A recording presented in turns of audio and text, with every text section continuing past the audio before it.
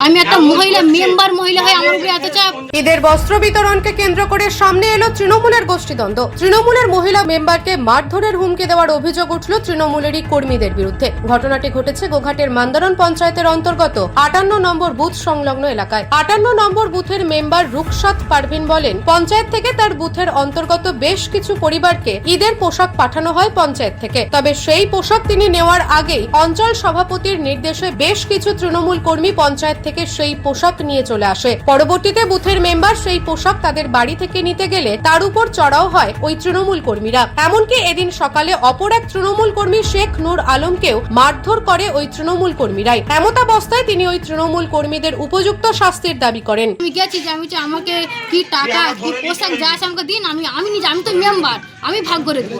সে বলেছি বলে সে হারু ছিল, লখা ছিল আর বাবলু ছিল আর হ্যাবলা ছিল, আর যে মানে এমনই যে আমাকে মারতে চলেছে। কি দলে? তৃণমূলেরই দল করে। হ্যাঁ, পোশাক দিতে চাইনি, অতএব যে একটা পার্সেন্টেজের টাকা সেটাও নিয়ে ওরা ভাগ করে নিয়েছে। আমি মেম্বার হিসেবে আমার সই নিয়ে তারা টাকা ভাগ করে নিয়েছে। আমাকে একটা টাকা পর্যন্ত আমাকে দেয়। প্রতিবাদ করতে এসছে বলে আমাকে মারধর উত্তেজনা আরম্ভ করেছে।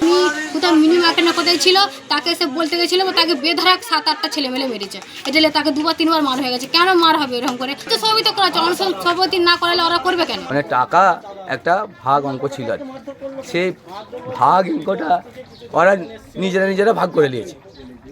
সেইটা আমি বলেছি বলে সেইটা আমাকে মারতে এসেছে।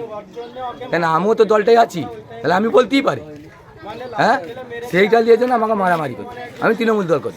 যারা মেরেছে তারা কোন দল করে? তৃণমূল দল করে। তৃণমূলের দল তৃণমূলেও মেরেছে, মানে গোষ্ঠী দ্বন্দ্ব হচ্ছে এখানে। এটা গোষ্ঠী মারামারি হচ্ছে, এই হচ্ছে পরিস্থিতি।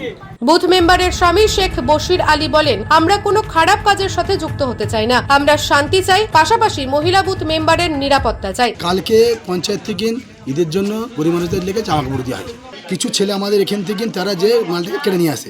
মেম্বার একজন মেয়ে মানুষ বলেছে বলে তাকে তেড়ে হারবান তোমার বাবলু হারু, হ্যাঁ, তাকে মারতে চলে আসে, তেড়ে মারতে চলে আসছে।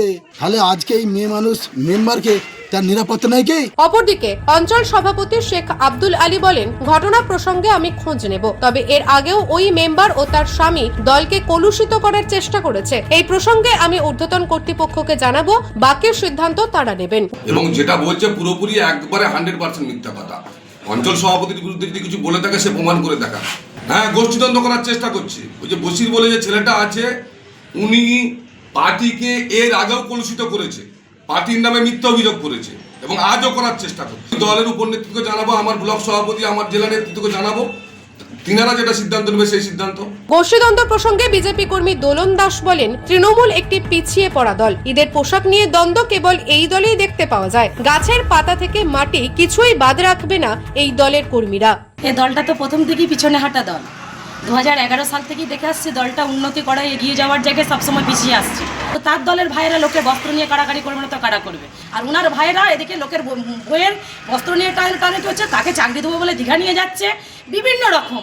তো এই দলটা তো নির্লজ্জ দল। এদের কাছ থেকে আপনি কি আশা রাখেন? এদের এত খিদে, গাছ থেকে, পাতা থেকে, কাঠ থেকে, মাটি থেকে, ঢালাইয়ের রাস্তার রডের পরিবর্তে বাঁশ থেকে সব আঝুড়া এরা দিয়ে দিচ্ছে। মানে এরা নিজেরা আগে খাবে, পরে তারপরে জনগণকে পরিষেবা দেবে।